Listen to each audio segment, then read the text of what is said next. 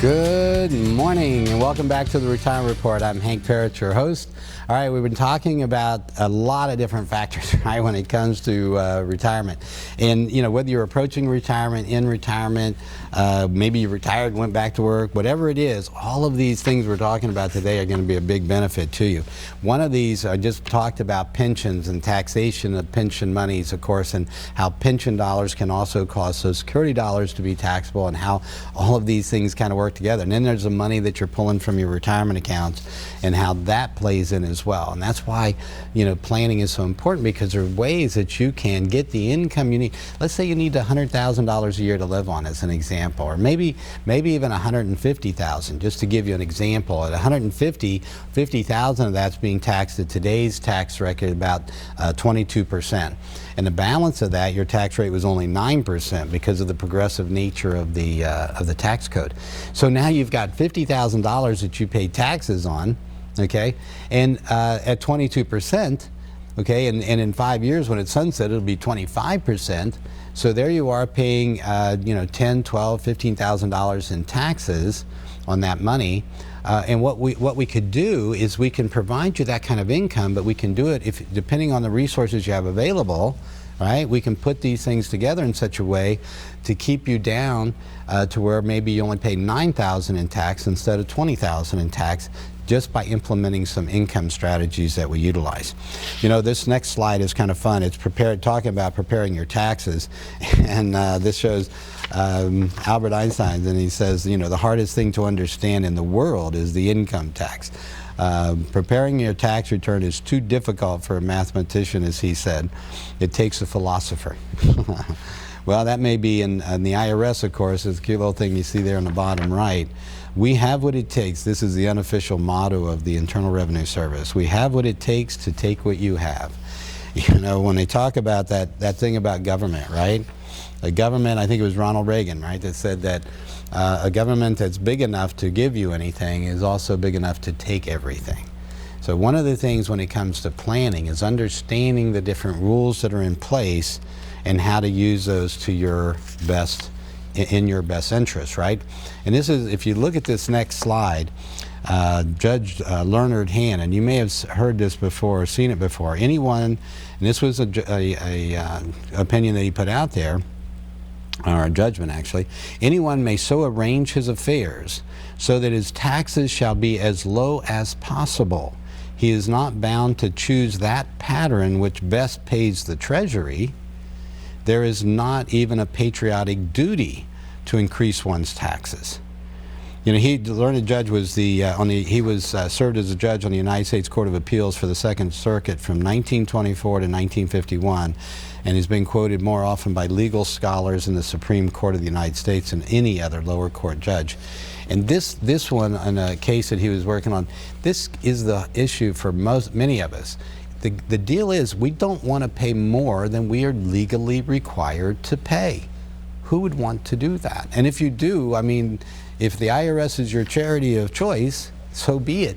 However, for the vast majority of us, right, does anyone want to pay more taxes than they're legally required to pay? We don't want to get in trouble. We want to do what we're required to do, but understanding the tax code is to understand how you can, in fact, arrange your affairs, as Judge Lerner said, to arrange your affairs in such a way, right, to minimize your taxes.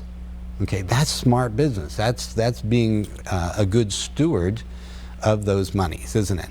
Right? And there are other things. There are other things you can support with those dollars. Many charities, maybe your church, whatever it might be, your family, of course, that you can use for those dollars, rather than wastefully paying more taxes than you're required to pay. And understanding the tax code, if we look at this next slide, you see that historically, it may not feel like it at times, but historically, we are at very low tax rates. One of the things when it comes to retirement planning is that the tax rate in the future, all right, those future distributions, when you're starting to take money from your retirement accounts, who knows what that tax rate's going to be? We can see how low it is today. And if we go back in time, I mentioned, you know, earlier about the retirement accounts coming into play in, with legislation from the 70s that started to be implemented and take hold in the 80s. So when we're looking at basically the last 40 years, these retirement accounts have become more and more prolific, and more of us, of course, are putting money into retirement accounts to defer our taxes. Well, back then, tax rates, if you go back in that time frame, in the 80s and 90s, when tax rates, if you were making just $50,000 a year, you were in a 50% tax rate, a 50% rather tax bracket, okay, compared to today when you would be in a 12% tax bracket. So a huge difference in terms of our tax rates today compared to when this started. So when tax rates were so high, didn't it make even more sense that we would want to defer paying those taxes until we retired? Then our income would be lower and therefore our tax rates would be lower? Makes sense, right? And that's what a lot of us, will do. Now, today, is that still the case? And that's where more analysis can come into play and will help you when you're trying to figure out which whether to do certain strategies like Roth IRAs versus a traditional IRA.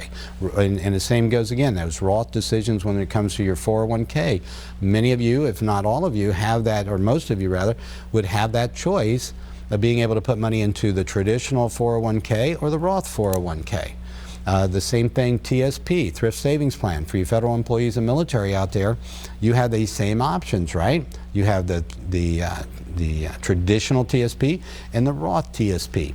Now, understanding for most, when it comes to the 401k or the TSP, that to get the matching that you're going to get, so TSP, you get that 6% match, right? If you put in 6, you're going to get 6. Well, understanding too, to get that, you have to put that in the traditional side. The Roth contributions will not get matched. But once you hit that matching, depending on what your tax bracket is, maybe putting some of that into a Roth makes sense. We get into that when I do analysis with clients, the new people coming in for the first time. In fact, I'll offer it up again for the first 10 callers to my office, 615-376-5325. If you call the office this morning, I'll do a free retirement income analysis. That means a free comprehensive financial plan. It's a way for me to get to know you. It's a way for you to see the kind of things that I do in person, and for you, what kind of value I can bring to you.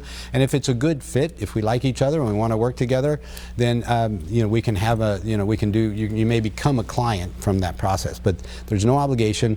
First part is just to give you something that's of real value that you can use to help you hopefully improve your retirement picture as well. So this comprehensive financial plan, again, we'll do an investment analysis, we'll do Morningstar reports, we'll look at what you're doing currently, we'll show you different risk and dig down into your portfolio to show you the kind of holdings in your mutual funds and in your 401ks and the like, and what kind of risk may be inherent in those. And we can show you that with these Morningstar reports. Of course, Morningstar is an independent research firm, and we've got some great resources there that we can share with you. That'll help you a lot in how to minimize risk, so that we don't know when the next bear market's going to be. We know we're in the longest bull market in history, and at some point, and some feel it's probably sooner rather than later, that will happen. And in the last 2 bear markets, we had drops of 40 and 50%, over 40 and 50% losses, and it took 5 to 7 years to recover from those. So depending on your portfolio, that could be even longer or be even heavier as far as the hits go. But even if you did just as well as the market, are you ready for that type of event? And I can show you with looking in your portfolio how it would match up with the market and how you can in fact minimize that volatility while still getting that market return. Again, modern portfolio theory is a wondrous thing. All right, next, and then there's other parts to that we're going to do in the planning as well. So if you'd like to get a personalized plan for yourself, for your family, 615-376-5325, and when you come in to see me, I'll give you a free copy of my book, 7 Steps to Financial Freedom and Retirement. That alone has a lot of great resource material in there for you as well. All right, we're going to go back into this thing. When it comes to taxes and retirement, and I'm going to go through these next 2. In fact, we'll go the new tax brackets and rates we've been talking about a little bit. I'm going to skip these next 2 slides. That's them there, right? Those are the new tax brackets and rates, and we talk about them all the time on the show. The standard deduction is the other part.